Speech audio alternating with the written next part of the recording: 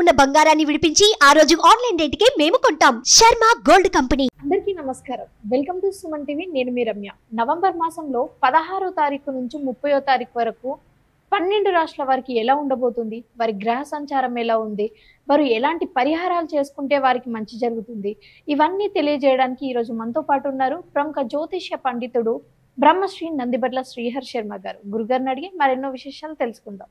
గురుగారు నమస్కారం. వాగర్థావివ సంపృక్తౌ వాగర్థ ప్రతిపత్తయే జగతః పితరౌ వందే పార్వతీ పరమేశ్వరౌ.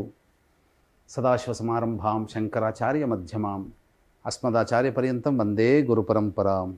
ఆదిత్యాయ చ సోమాయ మంగళాయ బుధాయ చ గురు శుక్ర శనిభ్యశ్చ రాహవే కేతవే నమః. శృంగేరి జగద్గురు పీఠాధిపతులకి, కంచి పీఠాధిపతులకి నమస్కారములు తెలియచేసుకుంటూ కార్యక్రమాన్ని ప్రారంభిద్దాం. గురుగారు, నవంబర్ మాసంలో 16వ తారీఖు నుంచి 30వ తారీఖు వరకు మేషరాశి వారికి ఎలా ఉండబోతుందో తెలియజేస్తారా? ఈ మేషరాశి వారికి 16వ తారీఖు నవంబర్ నుంచి 30వ తారీఖు వరకు ఏ విధంగా ఉండబోతుందో తెలుసుకునే ముందు గ్రహ సంచారం తెలుసుకుందాం.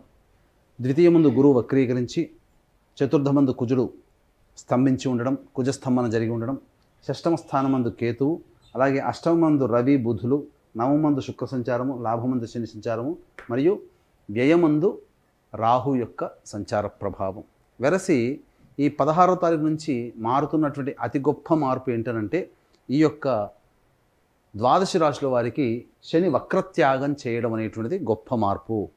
ఈ మార్పు ప్రభావం వలన రానున్న రోజుల్లో కొన్ని మార్పులు అనేటువంటివి జీవితంలో గోచరమవుతాయి. అనగా ఈ యొక్క శని వక్రత్యాగము అనగా వక్రము ప్రారంభమైనప్పుడు కొన్ని రాశుల వారి యొక్క జీవితంలో అలజడులు, కొన్ని రాశుల వారికి అప్పటి వరకు మైనస్లో ఉన్నటువంటి రాశుల వారు కొన్ని రాశుల వారికి ప్లస్లోకి రావడం, కొంతకాలము ఆనందకరమైన జీవితాన్ని పొందడం అకస్మాత్తుగా అనూహ్యముగా. ఈ యొక్క వక్ర త్యాగము చేసిన తర్వాత మళ్ళీ కొన్ని పూర్వపు పరిస్థితులు అనగా మంచిగా ఆనందంగా గడిచిన వారికి ఇక నుంచి కొన్ని కష్టములు ప్రారంభమవ్వడం, లేకపోతే ఈ సంబంధించినటువంటి ఇబ్బందులుగా పడ్డటువంటి వాళ్ళకి అవన్నీ పొరలుగా తొలగిపోయి మంచి కొత్త జీవితాన్ని ప్రారంభించడం అనేది ముఖ్యంగా శనిగ్రహ ప్రభావం వలన కలగబోతుంది. మేషరాశి వారికి చేసుకున్నటువంటి అదృష్టం ఏంటంటే గ్రహ సంచార ప్రభావం అనేటువంటిది అనుకూలంగా లేకపోయినప్పటికీ గ్రహాల మార్పు, గ్రహాల స్థితిగతులు, కొన్ని ఇబ్బందికర పరిస్థితులు ప్రతి రాశిలో వారికి ఉంటాయి. కాకపోతే ప్రధానంగా శని యోగించేటువంటి స్థానంలో స్థితిపతి ఉన్నాడు. కాబట్టి మీరు అనుకునేటువంటి పనులు ఏవైతే ఉంటాయో అవి మీ కింది స్థాయి వాళ్లతో ఆ పనులన్నీ కూడాను పూర్తి చేసుకోగలిగే తెలివితేటలతో ఉన్నట్లయితే మీరు దిగ్విజయంగా మీ యొక్క పనులన్నీ కూడాను చక్కబెట్టుకుంటారని చెప్పవచ్చు. ఇక ముఖ్యంగా గమనించుకున్నట్లయితే ప్రధానంగా ఈ యొక్క మేషరాశి వారికి ఉద్యోగంలో ఉన్నటువంటి వారికి కొన్ని ఇబ్బందికర పరిస్థితులు తప్పవు. ప్రభుత్వపరమైనటువంటి ఉద్యోగంలో ఉన్నటువంటి వారికి ముఖ్యంగా శాఖాపరమైనటువంటి చర్యలు వచ్చేటువంటి అవకాశాలు ఉంటాయి. బదిలీలకు సంబంధించే ప్రయత్నాలు, కొన్ని ఇబ్బందికర పరిస్థితులు అనేటువంటివి ఈ మేషరాశి వారికి గోచరమవుతుంది. ముఖ్యంగా వ్యాపారస్తులు నూతన ప్రారంభం అనగా నూతన పెట్టుబడులు పెట్టి నూతన వ్యాపార విస్తరణ అనేటువంటిది చేయకుండా ఉండడమే మేలనేటువంటి విషయాన్ని గమనించుకోవాలి. ఎందుకంటే ఇప్పుడు సమయము అనుకూలముగా లేదు. ఇది ప్రధానంగా మీరు గమనించుకోవాల్సినటువంటి అంశము. ఇక విదేశీయానము, విదేశీ విద్యకు సంబంధించి చేయు ప్రయత్నాలన్నీ కూడాను ఈ మేషరాశి వారికి చక్కగా విద్యార్థులకి అందుబాటులో చక్కగా అవకాశాలు వస్తాయి. అలాగే కోరుకున్నటువంటి కళాశాలలో మీకు సీటు వచ్చేటువంటి అవకాశం గోచరం అవుతుంది. ఇక ముఖ్యంగా గమనించుకున్నట్లయితే ప్రధానంగా గృహంలో కొంత మార్పులు చేర్పులు చోటు చేసుకుంటాయి. గృహంలో అశాంతి అనేటువంటిది కొంత ఉంటుంది. ముఖ్యంగా ఏ పని చేయాలన్నా కానీ ధైర్యం అనేటువంటిది ఉండదు. ధైర్యే సాహసే లక్ష్మి. కాబట్టి ముక్కుసూటిగా ధైర్యంగా వెళ్ళడం అనేటువంటిది అన్ని వేళలా పనికిరాదు. కానీ ఈ యొక్క మేషరాశి వారికి కుజస్తంభన ప్రభావం చేత కొంత ఇబ్బందికర పరిస్థితులు కాబట్టి ధైర్యంతో ఏ పనైనా కానీ ముందడుగు వేసే ప్రయత్నం చేయండి. ఇక ఎఫ్ఎంసీజీ రంగంలో ఉన్నటువంటి వారికి ఈ మేషరాశి అనగా ఫుడ్ అండ్ జ్యువెలరీ రంగంలో ఉన్నటువంటి వారికి, సూపర్ మార్కెట్స్, అలాగే రెస్టారెంట్స్, హోటల్ ఇండస్ట్రీ రంగంలో ఉన్నటువంటి వారికి, విద్యాలయాలకు సంబంధించిన రంగంలో ఉన్నటువంటి వారికి చక్కటి శుభ ఫలితాలు అనేటువంటివి గోచరమవుతున్నాయి. కాకపోతే పెట్టుబడులు కొత్తగా పెట్టకుండా ఉన్న వ్యాపారాన్ని విస్తరణ చేసుకునే విధంగా ప్రయత్నం చేయండి. తెలివితేటలతో ఈ యొక్క డబ్బుని మాత్రం మీరు ఇన్వెస్ట్మెంట్ చేయకండి ఎక్కడ కూడా. ఇది స్పెక్యులేషన్ రంగంలో ఉన్నటువంటి వారికి కాస్త ఇబ్బందికర పరిస్థితులు అనగా ముఖ్యంగా నామమాత్రమైనటువంటి పెట్టుబడి పెట్టి లాభాన్ని ఆర్జించే ప్రయత్నం చేయండి. అనగా ఇక్కడ గమనించుకున్నట్లయితే ప్రధానంగా ఈ షేర్ మార్కెట్లో మీకు అనూహ్యంగా మీకు లాభాలు వచ్చే అవకాశాలు కూడా గోచరమవుతున్నాయి.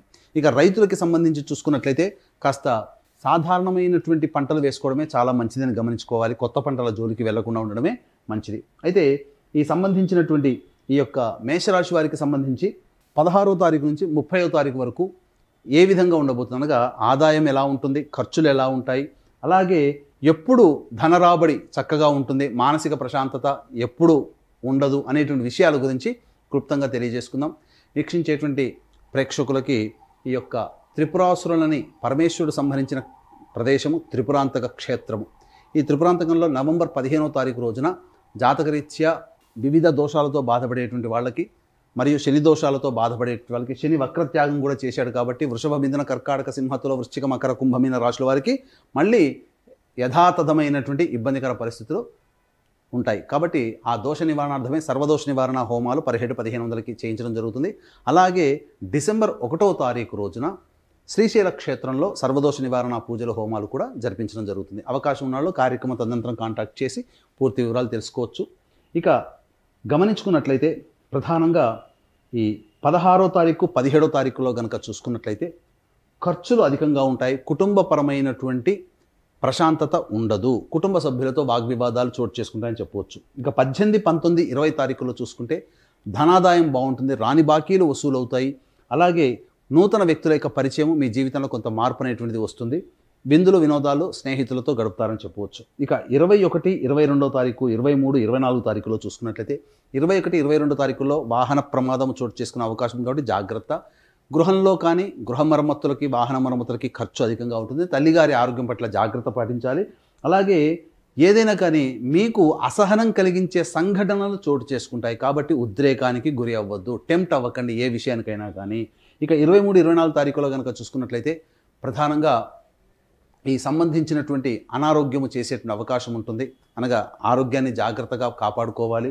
ఇక మనస్సు అనేటువంటిది పరిపరి విధాలుగా ఉంటుంది. ఎప్పుడు కూడాను ఏ విధంగా కూడాను మీకు ఈ మనస్సు ఆలోచన అనేటిని సరిగ్గా ఉండకపోవడం అనేటువంటిది గోచరం అవుతుందని చెప్పవచ్చు. ఇక 25, 26, 27 తారీఖుల్లో కనుక గమనించుకున్నట్లయితే రాని బాకీలు వసూలు అవుతాయి. ముఖ్యంగా ధనాదాయం చక్కగా ఉంటుంది, అధికమైనటువంటి ధనము కలుగుతుంది. మీ యొక్క ప్రత్యర్థుల మీద పై చేయి సాధించే అవకాశాలే మీకు ఎక్కువగా గోచరం అవుతాయని చెప్పవచ్చు. ముఖ్యంగా మీరు తీసుకునే నిర్ణయాలు మీకు ఆనందాన్ని కలగచేస్తుంది. ఇక 28, 29 తారీఖులో చూసుకున్నట్లయితే జీవిత భాగస్వామి, వ్యాపార భాగస్వామితో ఉన్న ప్రపంచాలు తొలగి వాళ్ళు తీసుకున్నటువంటి నిర్ణయాలు మీకు ఆనందంగా మారుతాయని చెప్పవచ్చు. ఇతరుల యొక్క సహాయ సహకారాలు, మీరు ఏదైతే పని చేస్తున్నారో ఆ పనులలో ఇతర యొక్క సహాయ సహకారాలు మీరు పొంది మీ యొక్క పనులను చక్కబెట్టుకుంటారు. 30వ తారీఖు రోజున ఖర్చులు అధికంగా ఉంటాయి కాబట్టి జాగ్రత్తలు పాటించండి, మానసిక ప్రశాంతత ఉండదు. ఈ 30వ తారీఖు రోజున కాస్త జాగ్రత్త పాటించండి, మంచి జరుగుతుందని చెప్పవచ్చు. ఏది ఏమైనప్పటికీ కూడాను ఈ యొక్క మేషరాశి వారికి అన్ని రకాలుగా మంచిగా జరుగుతుంది. ఇక ముఖ్యంగా ఈ కార్తీక మాసంలో ఆఖరి సోమవారం 25వ తారీఖు రోజున తండ్రి వైపు 6 తరాలు, తల్లి వైపు 3 తరాల్లో దుర్మరణం పాలైనటువంటి వ్యక్తుల యొక్క మోక్షార్థమై పితృదోష నివారణ పూజలు అనేటువంటి జరిపించడం జరుగుతుంది. పితృదోషము ఉన్నట్లయితే అనుకున్న పనులు సరిగ్గా సాగవు, ప్రతి పని కూడాను ఆలస్యం అవుతుంది. కాబట్టి అవకాశం ఉన్న వాళ్ళు ఈ పితృదోష నివారణ కార్యక్రమంలో పాల్గొనే ప్రయత్నం చేయండి. గురుగారు, మరి ఈ రాశి వారికి మరింత మెరుగైన ఫలితాల కోసం ఎలాంటి పరిహారాలు చేసుకోవాలి? ఈ మేషరాశి వారు ప్రతిరోజు కూడాను సుబ్రహ్మణ్య భుజంగ స్తోత్ర పారాయణము, అలాగే కాలభైరవాష్టకము రోజుకి 3 సార్లు కనుక పారాయణం చేసినట్లయితే తలపెట్టినటువంటి అన్ని కార్యక్రమములు కూడాను సజావుగా పూర్తి అవుతాయి. ఇవి గోచారరీత్యా మీ యొక్క రాశిని, జన్మరాశిని అనుసరించి తెలుసుకునేటువంటి ప్రయత్నం. ఇంకా మీరు సమస్యలు అధికంగా ఎదుర్కొంటున్నారు అంటే మీ యొక్క జన్మకుండలిలో ఉన్నటువంటి గ్రహాల యొక్క దశాంతర దశల ప్రభావం. కాబట్టి దగ్గరలోని మంచి ఉపాసనాపురులైనటువంటి జ్యోతిష్య పండితుల్ని సంప్రదించి వారి సలహాలు సూచనలు పాటించినట్లయితే ఇంకా మెరుగైనటువంటి ఫలితాలు మీరు పొందుతారని చెప్పవచ్చు. గురుగారు, నవంబర్ మాసంలో మేషరాశి వారికి 16వ తారీఖు నుంచి 30వ తారీఖు వరకు ఎలా ఉండబోతుంది, ఎలాంటి పరిహారాలు చేసుకోవాలి అని చాలా చక్కగా తెలియజేశారు. ధన్యవాదాలు. సర్వం శ్రీ ఉమామహేశ్వర పరబ్రహ్మార్పణమస్తు.